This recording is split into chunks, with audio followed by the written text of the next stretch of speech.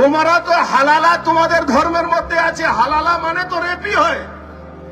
ইসলাম ধর্মটা করতে শেখায়, রোজ 5 ওয়াক্তের নামাজ পড়ো তোমরা। তোমরা কি বলো? মুসলমান ধর্ম যারা, ইসলাম যারা মানে না তারা কাফির হলো, তারা কাফির। খবরের শিরোনামে ওঠার জন্য হঠাৎ করে উনি একটা সভাতে মুসলমানদের কোরআন নিয়ে এমন বক্তব্য দিল যে সারা বাংলার, সারা ভারতবর্ষে মুসলমানরা ক্ষিপ্ত। কারণ কোরআন ইজ এ ট্রুথ। এই কোরআন নিয়ে গবেষণা হচ্ছে। যদি কোরআনে রেপ পারমিশন হতো তাহলে আরবে নবীর জন্ম, সেই আরবে পানিশমেন্ট হচ্ছে, ধর্ষকের পানিশমেন্ট হচ্ছে পাথর ছুঁড়ে তাকে হত্যা করো। উনি কোরআন সম্বন্ধে কতটুকু জানেন? উনি কোরআন নিয়ে পড়েছেন? আমার নবী সম্বন্ধে উনি কতটুকু জানেন? হ্যাঁ, কতটুকু জানেন? আজকে উনি কোরআন নিয়ে উনি সমগ্র ইসলাম জাতিকে কলঙ্কিত করলো। जो हिंदू भारतीय मुसलमान को छेड़छाड़ करेगा, जो हिंदू भारतीय मुसलमान को हटाने का बात बोलेगा, वो हिंदू ही नहीं, बीजेपी तो बहुत दूर का बात। मुसलमानদের বিশেষ করে অ্যাডভোকেট আলী আফজল চাঁদের বিরুদ্ধে আমি মুখ খুলব না। মুচলেকা দিয়ে তারপরে ওকে বিজেপিতে জয়েন করলো এবং বিজেপিতে ওকে টিকিট দিল।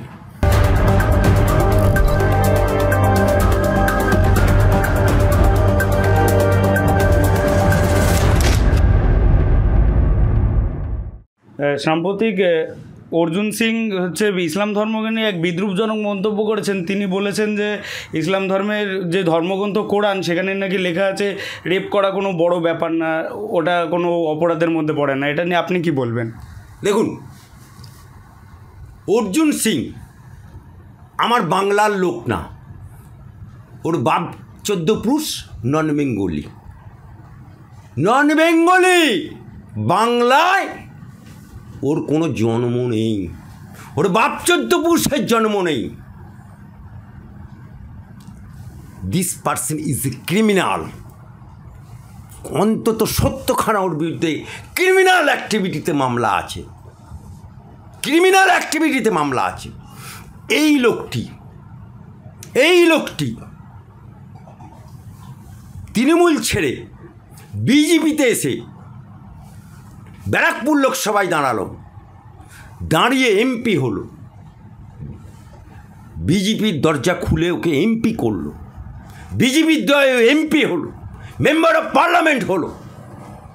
পার্লামেন্টে হওয়ার পরে, এমপি হওয়ার পরে কিছুদিন আগে, মানে এর আগের লোকসভার কথা বলছি, এমপি থাকাকালীন কথা বলছি, ও হঠাৎ করে মুসলমান ধর্মের মসজিদে যে আজান হয় সেই আজান নিয়ে আমার হাইকোর্টে মামলা করলো।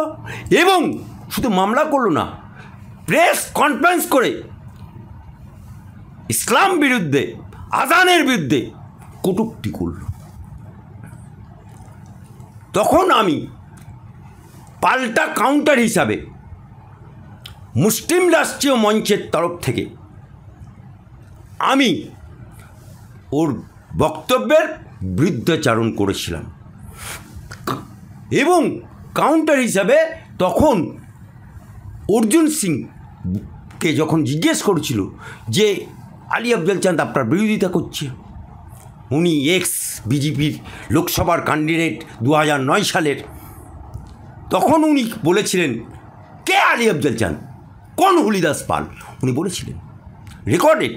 এবং তার পরের দিনই আনন্দবাজারে হেডলাইন হলো, প্রথম পাতাতে বেরিয়ে গেল, আরএসএস বনাম বিজেপির এমপি অর্জুন সিংয়ের লড়াই। হেডলাইন হলো আনন্দবাজার পত্রিকা, আজও সে পেপার আছে। সঙ্গে সঙ্গে সমস্ত পেপার কাটিং সহ, ওর বক্তব্য সহ আমি মুসলিম রাষ্ট্রীয় মঞ্চের তরফ থেকে দিল্লিতে বিজেপির কেন্দ্রীয় সভাপতির কাছে এবং আরএসএসের মুসলিম রাষ্ট্রীয় মঞ্চের ইন্দ্রেশ কুমারের কাছে এবং আরএসএসের মোহন ভাগতজির কাছে কমপ্লেন লজ করলাম। ওই কমপ্লেন লজ করার পর মুসলিম রাষ্ট্রীয় মঞ্চের এক প্রতিনিধি দল এই ঘটনাটার সত্যতা যাচাই করার জন্য আমার বাংলায় এসে তদন্ত করে রিপোর্ট তৈরি করে কেন্দ্রীয় বিজেপির সদর দপ্তরে জমা করল অর্জুন সিংয়ের বিরুদ্ধে।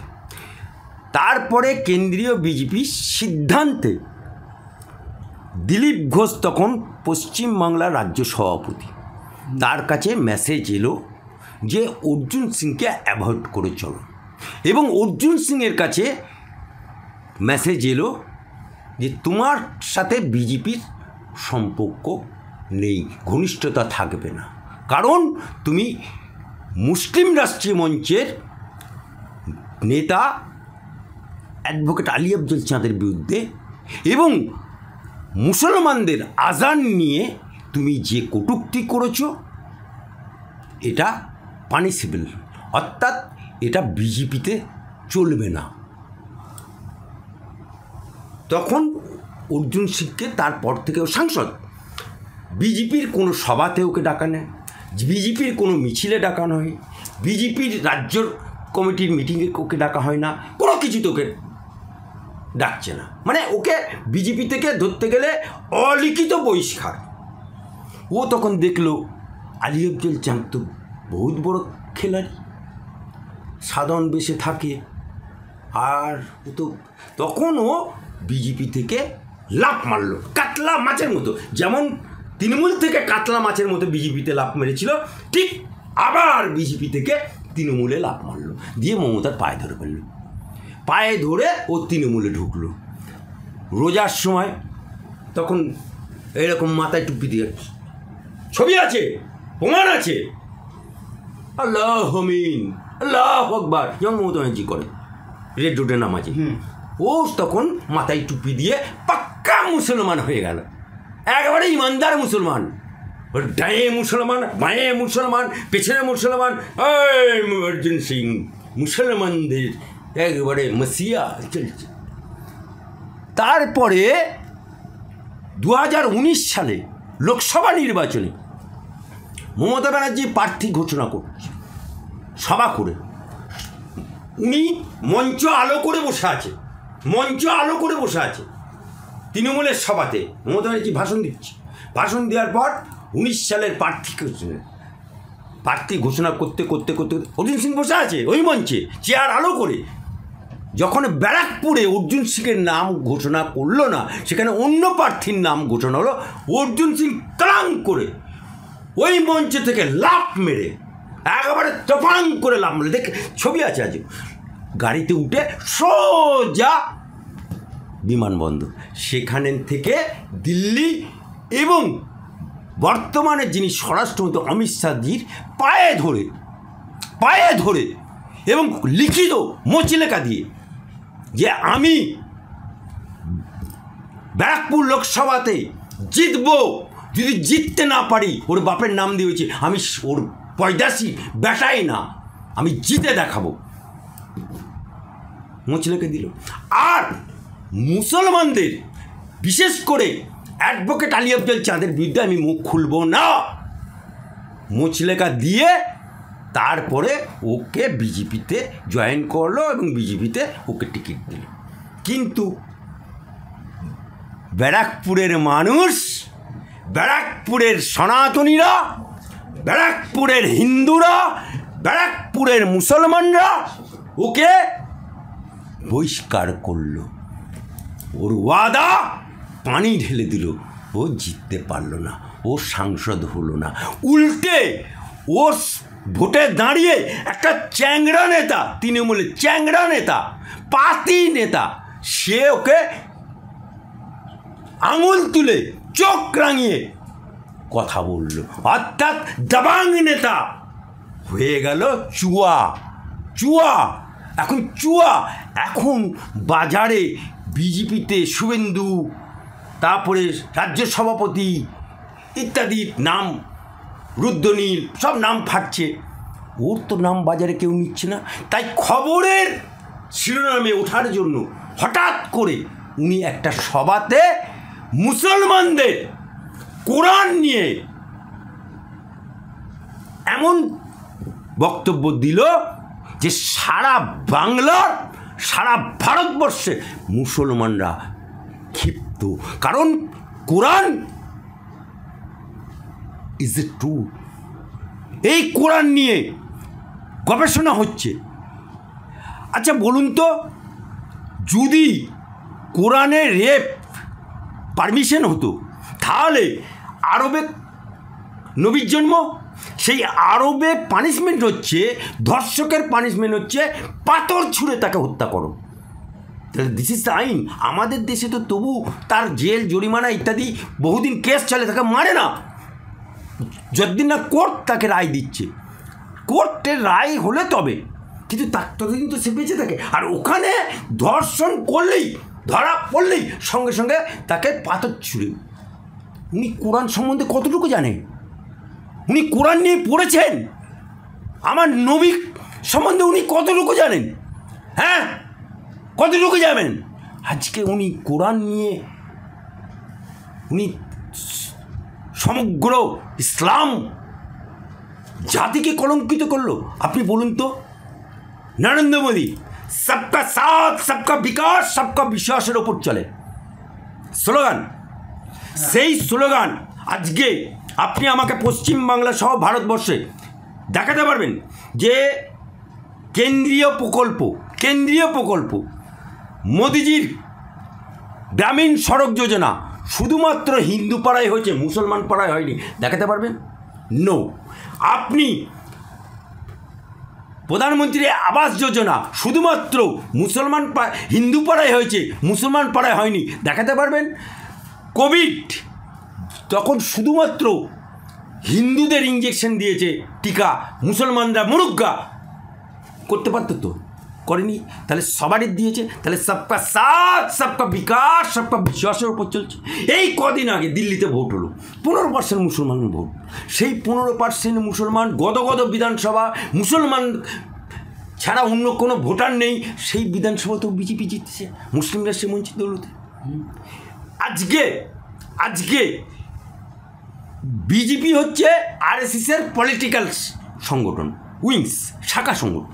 সেই পলিটিক্যাল উইংস আরএসএসের মোহন ভাগাতজি, তিনি মুসলিম রাষ্ট্রীয় মঞ্চের একটা সম্মেলনে, যে সম্মেলনে মুসলিম রাষ্ট্রীয় মঞ্চের সম্মেলন, মোহন ভাগাতজি আছে, শুধুমাত্র মুসলমানদের সম্মেলন, সেখানে মোহন ভাগাতজি ছিলেন, সেখানে রামলালজি ছিলেন, কৃষ্ণগোপালজি ছিলেন এবং কেন্দ্রীয় ইন্দ্রেশ কুমার ছিলেন, যিনি মুসলিম রাষ্ট্রীয় মঞ্চের প্রবক্তা এবং সমস্ত দেখভালটা করেন।